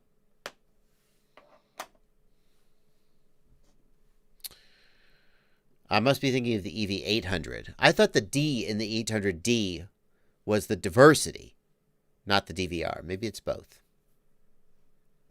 All right. This chat is straightening me out. I'll tell you something, chat. I have to take a break because I'll be back in like 3 minutes, but I'm not going to make it to the end of this live stream without going to the bathroom. So I thought, well, what am I going to do? I tried to stick it out, and that was like 8 minutes ago, and I can tell I'm not going to make it. So I don't want to end the live stream early. I'm just going to go off channel for 1 minute, and I'll be back in just 3 minutes, and we'll finish the stream, okay? So. Between concrete walls, Oh, I there's see. a place for us. There you go. I'll be right back. Where we Man, I even could go, but we have could text. be alone. There you go. I'll be right back. Between city lights, we don't have See you guys in a to minute. hide. I wanna go, do you wanna follow? There's something in the air, I can't explain it, but it's there. Ain't nobody gonna find us in our secret love affair. I don't wanna have to hide no more, it shouldn't be unfair. I wanna go, and I wanna know, do you wanna follow? Baby, do you wanna follow? Come with me, do you wanna follow? Baby, can't you see that? I wanna go, and I wanna know, do you wanna follow? Baby, do you wanna follow? Come with me, do you wanna follow? Baby, can't you see that? I wanna go, and I wanna know, do you wanna follow? I can't understand why we can't hold hands, but they don't know what we have is real love. Aren't you sick and tired of having to hide? I know a place, do you wanna follow? There's something in the air, I can't explain it, but it's there. Ain't nobody gonna find us in our secret love affair. I don't wanna have to hide no more, it shouldn't be unfair. I wanna go, and I wanna know, do you wanna follow? Baby, do you wanna follow? Come with me, do you wanna follow? Baby, can't you see that? I wanna go, and I wanna know, do you wanna follow?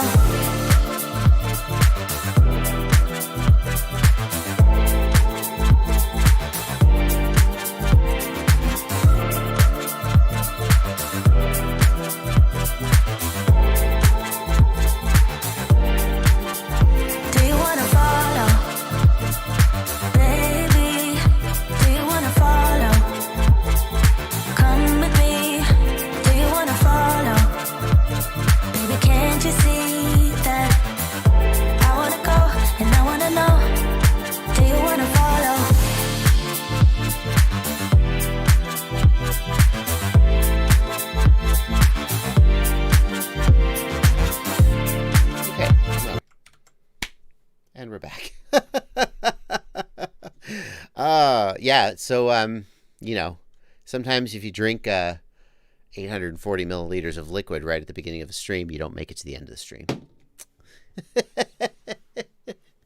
Oh. All right. Where were we? What KV should I take with 6S? 1800 or 2450? Why? Asks Silverhammer. Silverhammer, if you run 2450 kV motors on 6S, you will destroy your batteries. You'll spin them. The motors will spin too fast. The batteries will be really stressed. The ESC will probably pop. It'll be bad news. 1800 kV. Your RPM will be too high on 6S with 2450 kV motors. Explorer Northwestern Michigan is saying that he is David O on Facebook. Okay, so we're going to just try to find this message here, dude. Since you're leaving super chats, it's the least I could do. David O. Let's see what we got here. Oh, there you are, David. What are you trying to show me, dude? Let's see what we got here. I mean,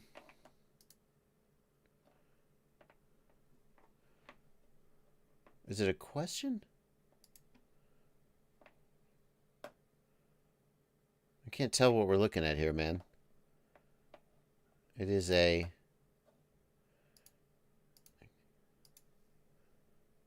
It looks like it's... I'm not sure what you're trying to show me here, David.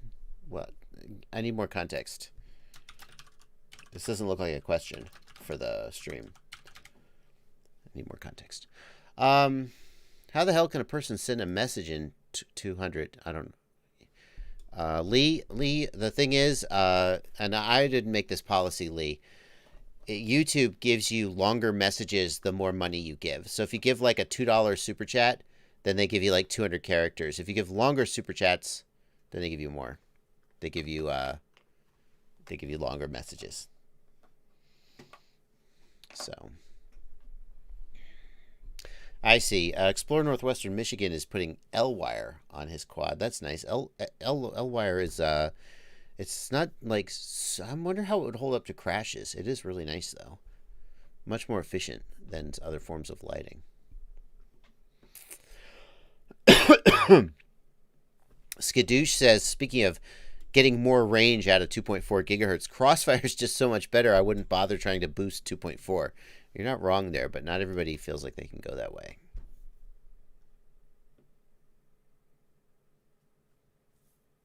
Lee Nickel says, I bought the DJI system and I found out the goggles don't fit worth a crap. What do you think? Is there a fix? Lee, there is updated foam for the goggles from DJI that a lot of people feel like it fits better. I'm not sure where you can get it. Let's see if Newbie Drone has it. For a while, you couldn't get it. Yes. So what you want is this. This is the DJI goggles sponge foam padding. This improves the fit for a lot of people. In fact, I should get some, add to cart. I think you'll find that this is better than the stock one. So I would give that a try.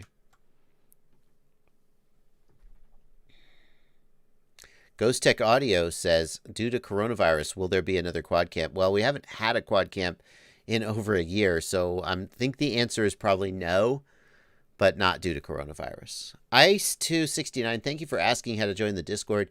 You need to be a patron to join the Discord. Link down below in the video description how to join my Patreon for as little as $2 a month or more if you feel like I've earned it. And as long as we're here, coming up on the end of the stream, let me just say thank you to my patrons. You guys, I appreciate you all the time, but I have never appreciated you more. Right now, affiliate income is tanking. Because a lot of stores don't have any stock and a lot of people are uncertain about their future and they're not buying quadcopter parts. YouTube income, you would think YouTube would be going through the roof because everybody's at home watching videos, but it turns out that so many more people are making content that actually, and companies are not advertising as aggressively because the economy's in a recession. YouTube income is down. But my Patreon income is rock solid as it ever was, and that means a lot. And that's this is the first time in my life when I have really like appreciated the whole point of Patreon. Because people say, could I just give you $10, $20? And I'm like, sure. But the point of Patreon is that there is a monthly amount that you're committed to. You could stop whenever you want, but so that when there's a disruption, a creator like me still has a source of income to rely on. It really means a lot, and I really appreciate my patrons. So thank you guys. A little shout out for you there. If you want to join the Discord, that's how you can become in the Discord. But don't worry. I still answer everybody's question, even if you're not a patron. That's what I've always done, and I will keep doing it as long as I possibly can. It's always worked out for me so far. If you contact me on Instagram, there is a good chance that I will have a hard time getting back to you. Instagram messaging is so effed up, in my opinion, because here's the thing. If I post something to my story and people respond to my post, it shows up in my DMs. So I do a post, hey guys, ate a delicious hamburger today, and I get 500 DMs from people going, ah, cool. And then somewhere in those 500 DMs is your question. And I'm just like, I'm sorry, I just can't. So if you DM me on Instagram and I don't answer you, blame Instagram. Just DM me on Facebook or some other way. DMs on Instagram are messed up. Yeah. So. TBS Tango 2 or Free Sky X-Lite with R9 for a thumber, asks Ruin LS. Thank you for 50 Norwegian kroner, Ruin. Tango 2. And here's why, Ruin. So the X-Lite and the Tango 2 are both good. I think the ergonomics on the Tango 2 are better. The X-Lite, if you're a thumber, it may not make as much of a difference. But for a pincher, Tango 2 all the way. X-Lite has 2.4 gigahertz. But Crossfire is so much better than R9. I think if I had to pick between those two, I would lean to the Tango 2. If you have a bunch of tiny whoops that use 2.4 gig, then you would have to go for the X-Lite. But overall, R9, Crossfire beats R9 so clearly, I would lean toward the Tango 2. Gabriel, yes, I will review the Radiomaster TX16S as soon as I get one. They haven't sent me one, so I can't review it until I get it. But if you go back in the live stream, I did a mini review already earlier in the stream.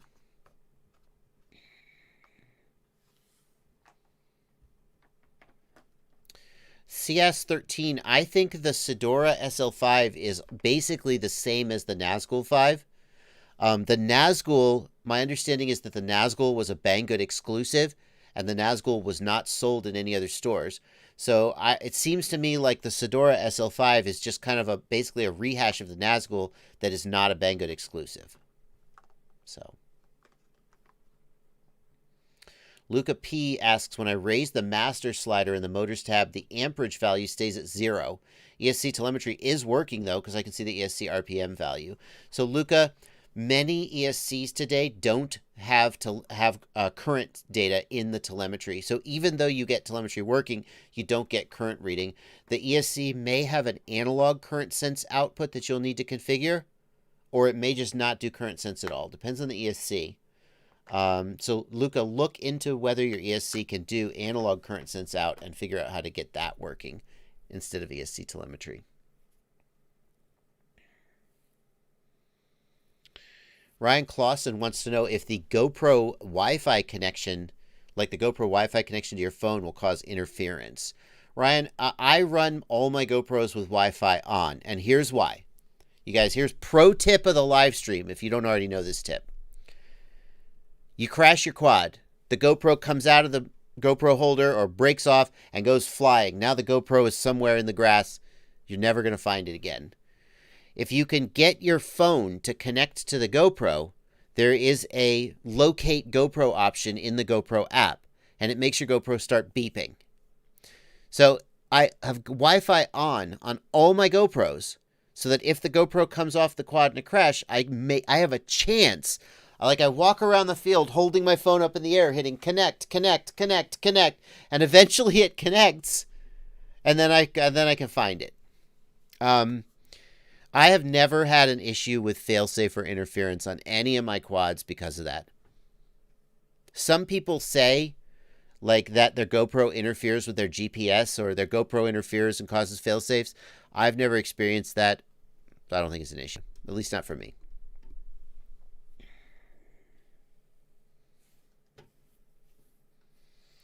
Explore Northwestern Michigan really wants us to see this L wire on his quad.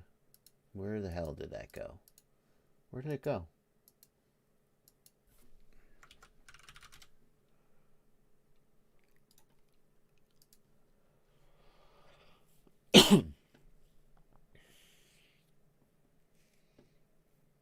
L wire is pretty cool looking.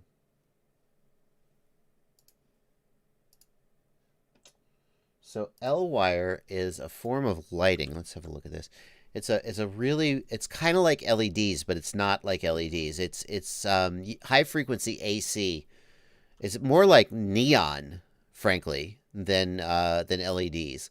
This wire is driven by high frequency AC, and it basically phosphoresces, I guess. I don't know what the name for it is. But you need a high frequency AC signal driver to run it. And what you're trying to do is to get it to run off the quad without carrying the module. There's no way, dude. You have to have the high frequency driver or the L wire cannot light up. The L wire requires that high frequency signal to light. There's no way. So you don't necessarily need the AA batteries. If you have a voltage regulator, you could run the driver directly off your LiPo. You just need to, if you have AA batteries, you need to step it down to 3 volts or whatever. But you have to have the driver module. You cannot run you can't light the L wire directly without the driver. Sorry.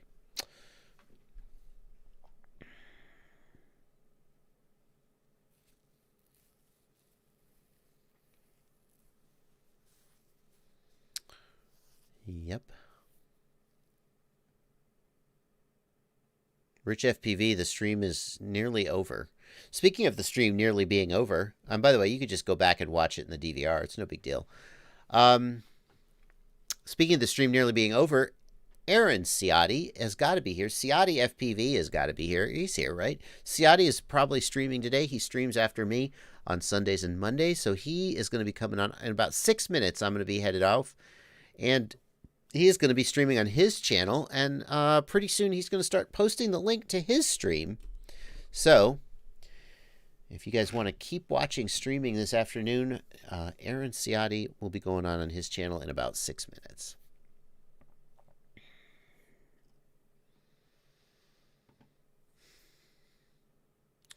Mauricio Arsenal, do I have to use different PIDs for every drone, or can I keep the same PIDs for all my drones? Mauricio, on all my 5-inch quads, I start with the default PIDs, and a lot of times I don't bother changing them. If you really want to get the quad flying as perfect as possible, you might need to tweak the PIDs on every one. But a lot of them, the defaults will be fine, and you don't need to think about it too much.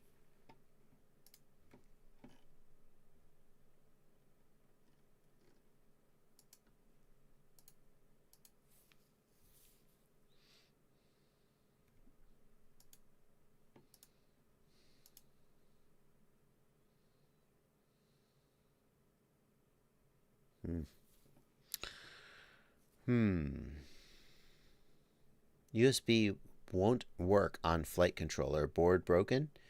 If your USB is not working, Stephen Clark, it's probably going to be difficult for most people to repair it. Ghost Tech Audio says, when you're flying your quad, you land and touch your motors. How hot is the motor acceptable to be? Here's what I like to say. If you pinch the motor with your fingers and you go, it's a little hot, you're on the edge. If you pinch the motor with your fingers and you go, ooh, that's, if it's like uncomfortable, you're like, oh, I don't like this, that's too hot. Now, if that depends, right? If you're a chef and you spend all day like touching hot things with your fingers, well then obviously if you're a miner and your hands are covered with calluses from working in the mines all day, I don't know. Well, obviously, you got to calibrate that. But If it feels warm, you're fine. If it feels hot, that's still probably fine. If it feels starting to get towards painful, that's too much. And if it smells at all, Drone Racer, if you can smell the enamel burning at all, that's a problem. JC John Cruz, my giveaways don't have any. If YouTube is mad at you because you violated their guidelines, that doesn't have anything to do with whether you could join my giveaways. Yeah, no big deal there.